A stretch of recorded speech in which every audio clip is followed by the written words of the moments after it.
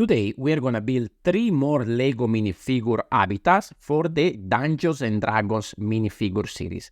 Hi everyone, welcome back to Break Dreamer. Here we have the 3 more Dungeons and Dragons minifigure. We have the Tiefling Sorcerer, the Lady of Pain, and the Halfling Druid. Let's start right away from the Lady of Pain. That was one of the most difficult that I found in this series. So here is the base. First thing, I'm gonna make this character taller because looking at the few reference images that I found, it looks like this character is actually quite tall. So I'm just gonna add a 1x2 brick to extend the character and make it a little bit taller. So from my understanding, this character is from Sigil and is a city with portals. So I didn't find many references about that. So what I decided is to improvise a little bit. So I create a sort of wall over here with some kind of blocky construction. So I have this sort of rock work with pieces of the wall coming in and off at different levels.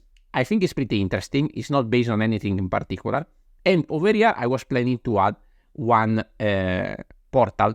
So what I decided to do is to build a sort of staircase to access the portal. I'm using tan here. And this is the structure of this portal. I'm not too sure how this is supposed to look like, but hopefully you can let me know in the comment if what I did over here might make sense. And then here I'm going to use, like I did in previous builds, I'm going to use some force perspective to see actually what's on the other side of the portal. So what I did is create this little diagonal build where I have a couple of trees and a micro scale castle with just, I don't know, maybe 7 or 8 pieces.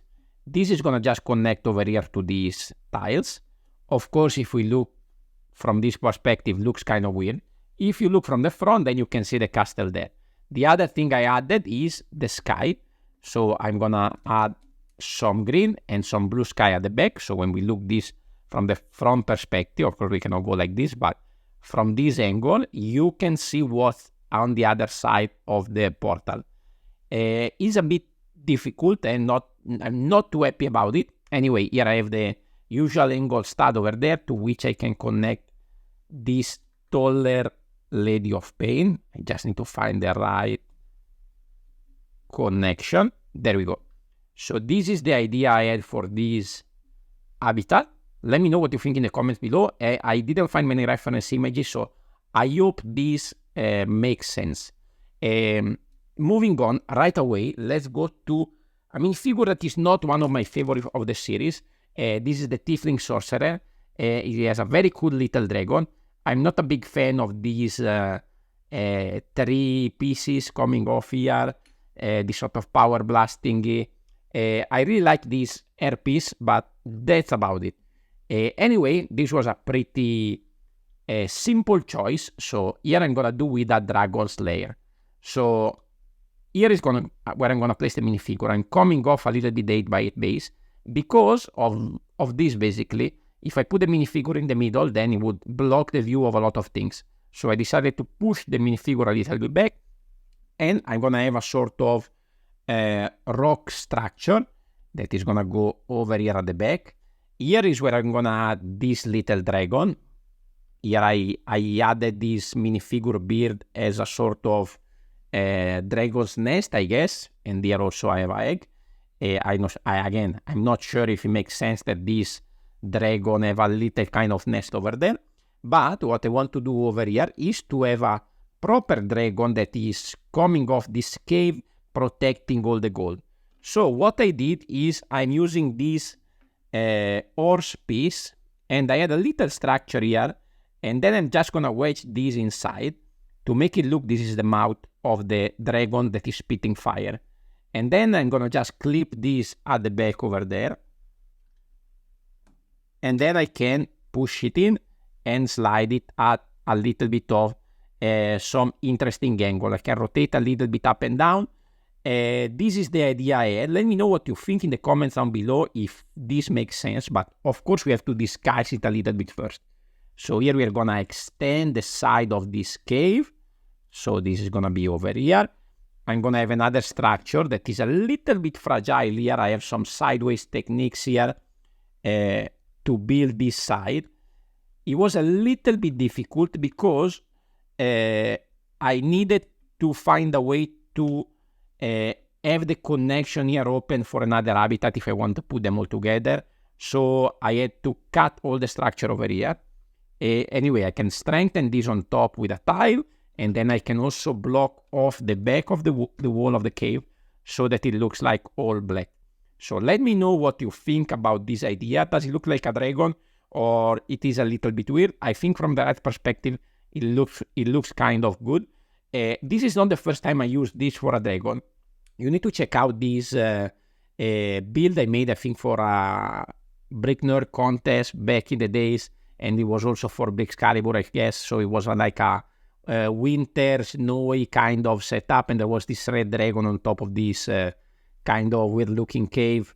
So it was a little bit of a mix between Lord of the Rings and Game of Thrones. Anyway, I will link it down below. You can go and check it out. Also, guys, if you want to see a little bit of behind the scene of these builds, you can go and check out my membership program. So in my membership program, I share the weekly updates, twice a week pictures for all the members, and once a week I have a vlog video for the Dreamers member. They actually already saw all the completed series, so the last 3 habitats that are probably my favorite in the whole series. You can see here I'm working on Strahd, so stay tuned because the next episode you will see the completed series next week.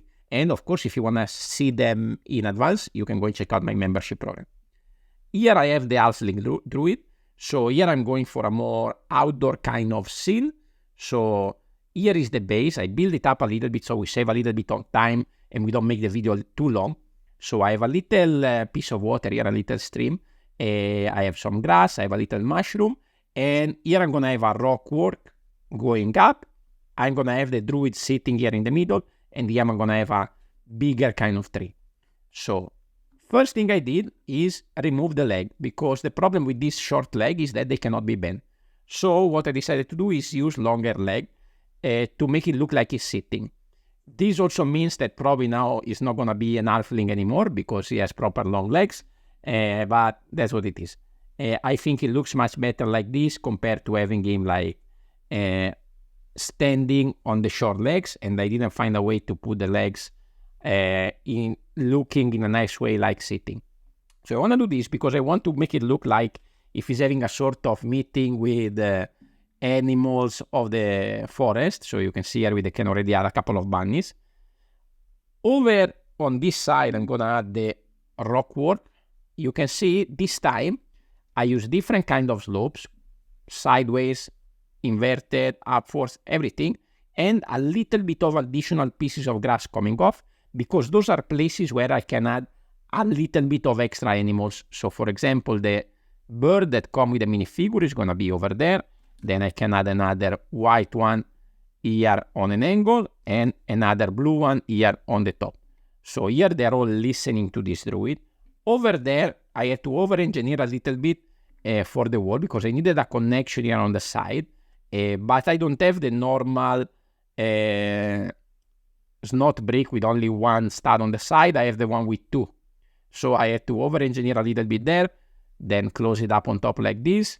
It's no big deal. It cannot really be seen that much, but I have to work around the part that I have available in my collection.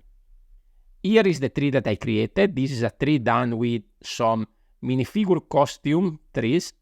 I put them all together like this to try to fill up all the gap in the best way possible. And I'm going to add also a butterfly coming off of this branch over here. It's not the colorful one, but I think even the purple one is fine.